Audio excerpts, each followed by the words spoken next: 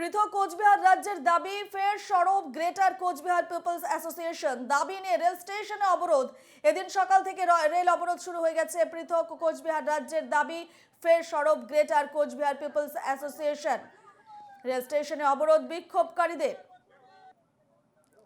যে ছবি আপনারা দেখতে পাচ্ছেন আজ সকালের ছবি, পৃথক কোচবিহার রাজ্যের দাবি এবং সরব গ্রেটার কোচবিহার পিপলস অ্যাসোসিয়েশন। দাবি নিয়ে রেল স্টেশনে অবরোধ। এদিন সকাল থেকে রেল অবরোধ শুরু হয়েছে এবং পৃথক কোচবিহার রাজ্যের দাবিতেই রেল অবরোধ।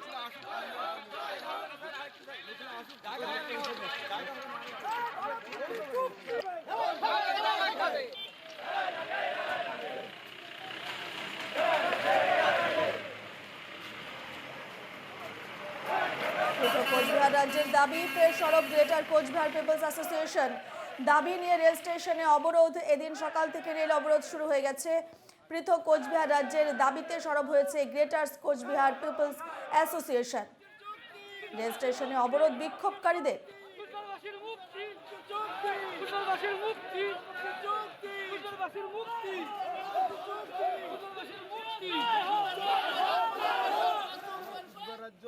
যুক্ত না হলে অখণ্ড ভারত হয় না। সে অখণ্ড ভারত আমার যুক্ত হওয়ার পরে অখণ্ডতা লাভ করে, তারপরে আইনটা পাস হয়। সেই অখণ্ডতার সময় যে এগ্রিমেন্ট করছিল ইন্ডিয়া গভর্নমেন্ট, সেই এগ্রিমেন্টের কোনো প্রতিশ্রুতি এ যাবত রাখেনি।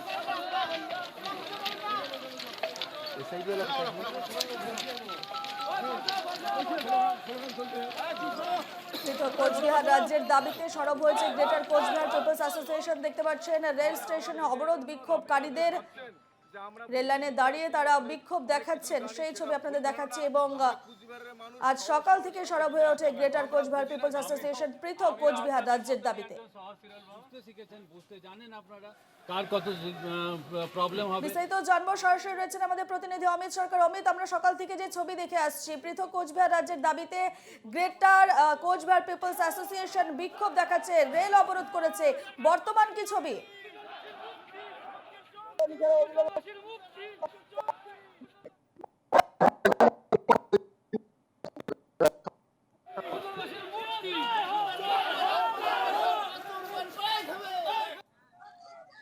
অমিতের সঙ্গে যোগাযোগ বিচ্ছিন্ন হয়েছে, যান্ত্রিক গোলযোগের জন্য যোগাযোগ বিচ্ছিন্ন হয়েছে অমিতের সঙ্গে। তবে আপনাদের জানিয়ে রাখি যে পৃথক কোচবিহার রাজ্যের দাবিতে সরব হয়ে উঠেছে গ্রেটার কোচবিহার পিপলস অ্যাসোসিয়েশন।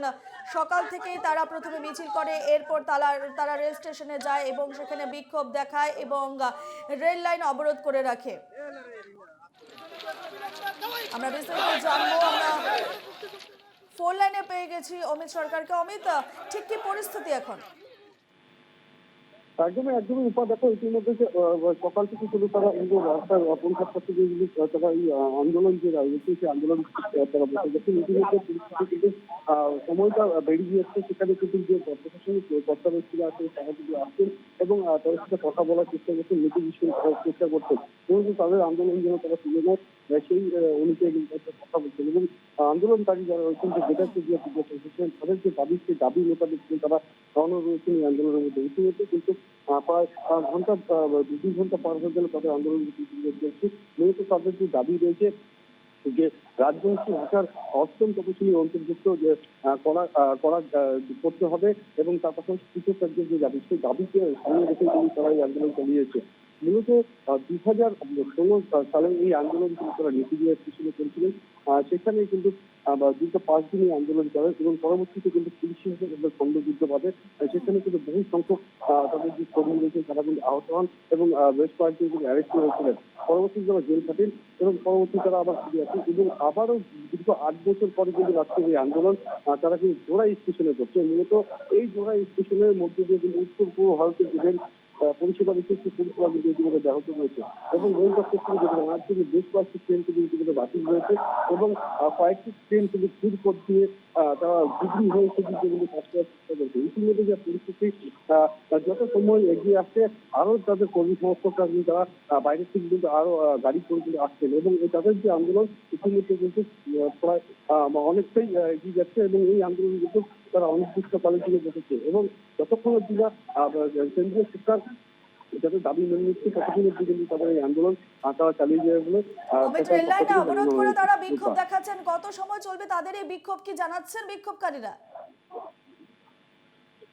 দেখো দেখো একদমই তাদের যে আন্দোলন, সেই আন্দোলন কিন্তু অনির্দিষ্টকালের জন্য যে 1.5 লক্ষ আন্দোলন তারা কিন্তু জানিয়েছেন সেই আন্দোলন চালাবেন এবং তাদের যতক্ষণ অব্দি দাবি মানা হবে তাদের আন্দোলনগুলি চলতেই থাকবে এবং প্রশাসনের পক্ষ থেকে তিনি তাদের সাথে একটা সমঝোতা করার চেষ্টা করছেন এবং তাদের যে আন্দোলন সেদিকে তাকে তিনি তাদের সাথে কথা বলার চেষ্টা করছেন। তাদের একটা মূলত বক্তব্য যে কেন্দ্রীয় সরকার যদি তাদের আইন পাস করবে বা তাদের যে মোতাবেক দাবি সেটা যদি পূরণ করে দেয় তাহলে তিনি তারা এই আন্দোলন করে দেবে বলে তাদের দাবি তারা জানাচ্ছেন এবং সেই মোতাবেক তারা কিন্তু সেই চক্রবর্তী কিন্তু আন্দোলন শুরু নেবে এবং যতক্ষণ অব্দি না মানবে তাদের আন্দোলন কিন্তু লাগাতার চলবে বলে তাদের পক্ষ থেকে জানানো হচ্ছে। ধন্যবাদ অমিত।